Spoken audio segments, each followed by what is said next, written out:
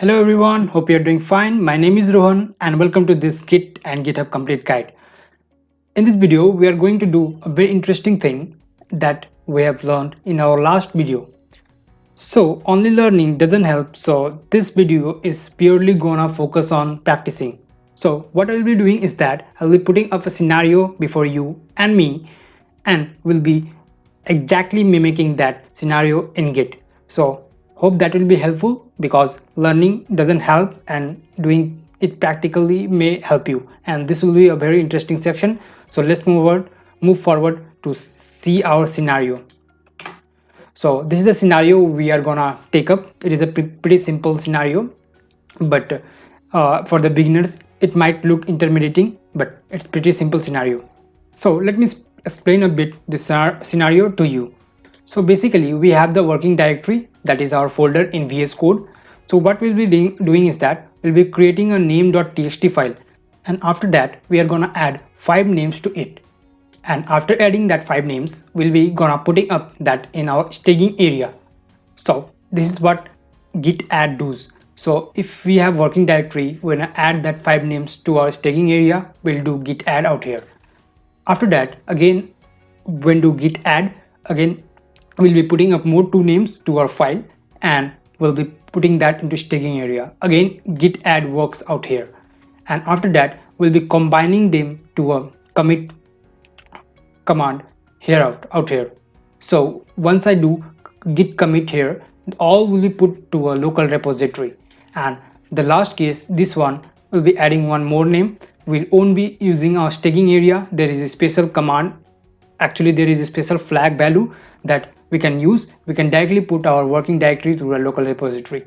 So we'll be doing that. For that, let me bring our VS Code. So this is our VS Code. So what we'll be doing, first thing we'll be doing is that we'll be creating a file known as name.txt. So that is done. So once we do this name.txt, this all file will be tracked by Git, as we know. So when I do git status, it will show that status and this file is not included in our staging area. So it's fine. So let's add 5 names. So I'm bad with names, so I'll be doing one A, B, C, D and all. So this is the first name, this is the second name, this is the third, this is fourth, and this is 5. So A, B, C, D, E are the name of 5 people. Actually they can't be named, but yeah, let's consider. So once I do git status, I will be again shown that this is changing the file and you should add it to staging area. So this is the scenario we have done actually. So we had a working directory that was non-name.txt. We added 5 names in this working directory, and we'll be doing now git add dot. If you do dot, all the files that are changed will be added to staging area. So we'll not following that, we will be follow name.txt. So I'll be showing a trick here. So once you do name something, right, something you write of the file starting, so once you hit tab it will auto complete. So this you can use heavily while working with Git or in VS Code as well. So once you do git add.names, so yes, you can see once you do this git status, it will be shown that it is staged already. So this command is to unstage it. So we have completed this part of the challenge of our video. So again, moving to further scenario, now we need to add 2 more names. So I'll be leaving a challenge for you. Just pause the video and complete it. I hope that you have paused the video and you have completed it. So I'll be showing the solution. Let's add more 2 names, F and G, although I am bad with names. So again, I'll be adding. So once this name are added, there will be one best thing that VS Code provides, that these green dots, these are change in file. So this has a change in file. You can, once you click on this, so one of one change, it will purely show the changes in the 6, 10, 7 line. So this is the power of VS Code. You can also commit and add and various things, do all Git things from this source control file. So we'll be following our command line interface because we love that. So let's move forward. We have added our 2 names. So we have done this part and we'll be putting up that staging area. Now we know the command. Yes, it is git add names.txt. So once you have done that, you have successfully completed this part of the challenge, this part of the scenario actually.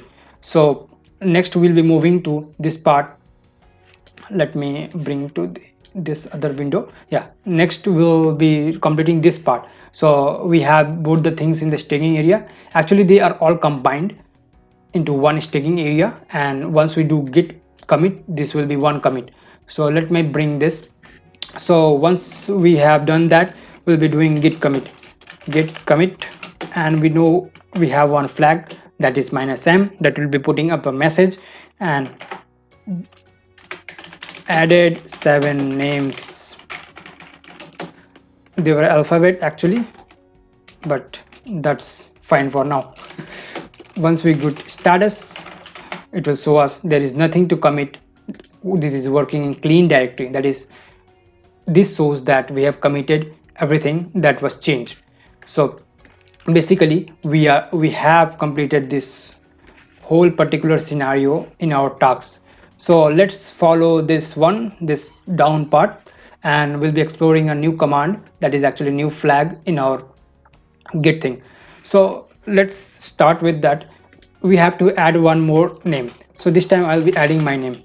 So it will be Rohan, and you can see it is green, so it is changed. So there is one, if you do git add name.txt, it will be added to the staging area. But the challenge is here is to avoid the staging area and directly put the files in the local repository.